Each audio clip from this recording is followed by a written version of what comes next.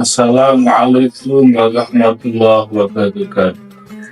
Bismillah, alhamdulillah, wassalatu wassalamu ala rasulillah Sayyidina Muhammadin wa ala alihi wa sahbihi wa man wala Fala hawla wa la quwwata illa billah. Wallahu ta'ala fi kitabil karim.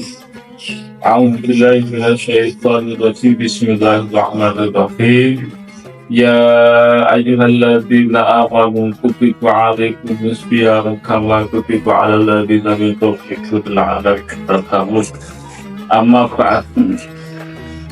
Pada kepada pemirsa yang budiman, khususnya yang tergabung dalam Robiqah Muhammadiyah Al-Islamiyah, dan juga para santri, para warga Nahdliyin pada umumnya, pada kesempatan tutup kali ini saya akan menjelaskan tentang tingkatan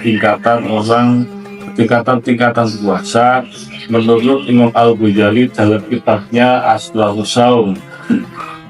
Puasa itu menurut Imam Al-Ghazali, puasa itu ada 3 tingkatan. Yang pertama adalah tingkatan shaumul awam, shaumul umum, puasa tingkatan umum, tingkatan awam. Kemudian yang kedua adalah shaumul khusus, puasa tingkatan khusus.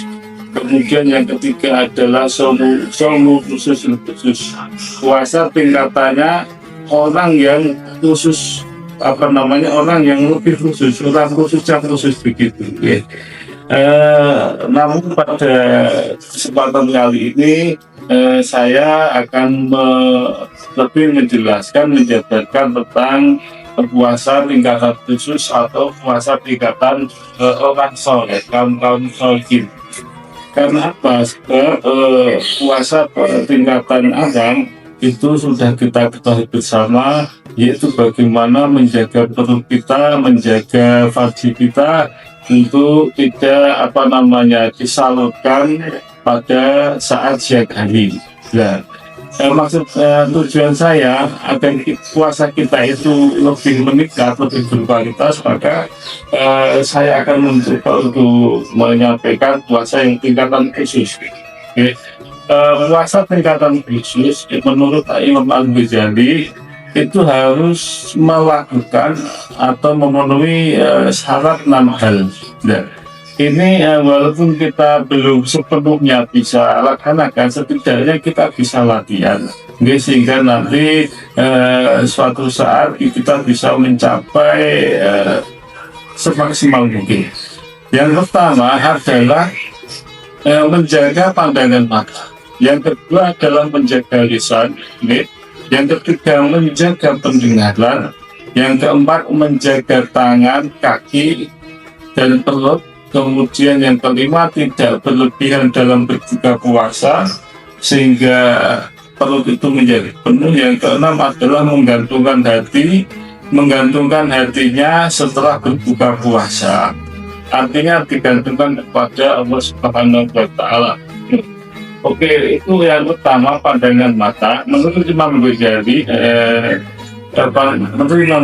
bahwasanya pada puasa tingkatan khusus, mata kita harus kita jaga dari melihat atau berlebihan di dalam melihat perkara-perkara yang dimaklumkan atau dibenci.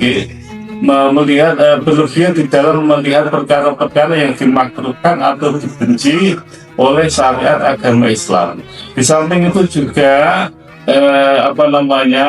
menjaga pandangan mata dari melihat perkara-perkara yang bisa menyibukkan, yang bisa melalaikan hati kita kepada Allah Subhanahu wa Ta'ala. Kemudian untuk yang kedua, menjaga lisan.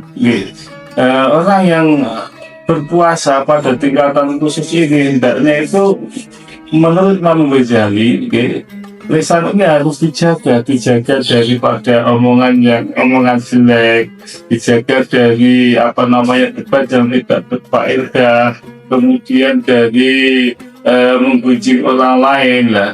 Kemudian disibukkan, disibukkan dengan memperbanyak membaca Quran. Ketika puasa juga berpikir kepada Allah Subhanahu wa Ta'ala. Kemudian yang ketiga, menjaga pendengaran. Untuk nomor tiga ini, pendengaran harus kita jaga. Dari mendengarkan perkara-perkara yang dibenci oleh agama. Kalau haram jelas ini yang dibenci oleh agama, sehingga akan membuat hati kita itu kualitasnya lebih baik. Pendengaran kita, apa yang kita dengar itu adalah kualitasnya lebih baik, agar bisa menjaga hati. Kemudian yang keempat, menjaga tangan, kaki, untuk tidak melakukan dosa. Itu penting. Ketika puasa itu kaki dan tangan, dan anggota-anggota badan yang lain harus kita jaga tidak melakukan dosa. Kemudian menjaga perut kita dari makan perkara yang subhan ketika puasa, gitu. Bagaimana, apa artinya puasa? Kalau kita seharian itu adalah menjaga, kita menahan diri tidak makan makanan yang halal, tapi ketika puasa itu justru malah kita makan yang subhan, atau bahkan makan yang halal. Nah, itu apa faedahnya puasa yang kita lakukan seperti itu?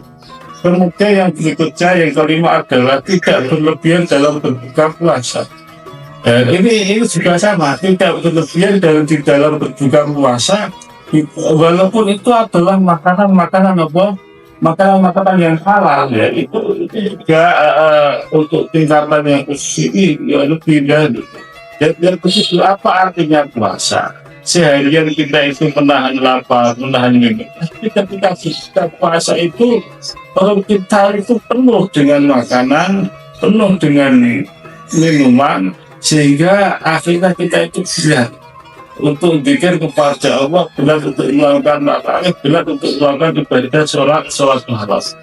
Kemudian yang keenam adalah menggantungkan hatinya kepada Allah Subhanahu wa Ta'ala setelah puasa. Artinya begini, ibadah kita, walaupun kita itu sudah seharian penuh, mampu tidak makan, tidak minum, kemudian menjaga lisan, menjaga mata, menjaga pendengaran, menjauhi perkara-perkara yang subhan ketika berbuka puasa. Tapi kita itu tidak tahu apakah puasa kita itu diterima oleh Allah atau tidak. Sehingga yang nomor 6 ini, kita sebagai agar kita setelah berbuka puasa itu hati kita pasrahkan. Hati kita itu pasrah kepada Allah Subhanahu wa Ta'ala, agar puasa kita itu diterima oleh Allah Subhanahu wa Ta'ala. Walau bagaimanapun itu adalah semua kebaikan, semua bentuk ibadah yang kita lakukan adalah merupakan anugerah dari Allah Subhanahu wa Ta'ala. Demikian apa yang bisa saya sampaikan, walaupun singkat yang bisa saya sampaikan, mudah-mudahan bermanfaat khususnya bagi saya dan bagi teman-teman saya, teman-teman santri. Cukup sekian. Ihdinas shiratal mustaqim. Assalamualaikum warahmatullahi wabarakatuh.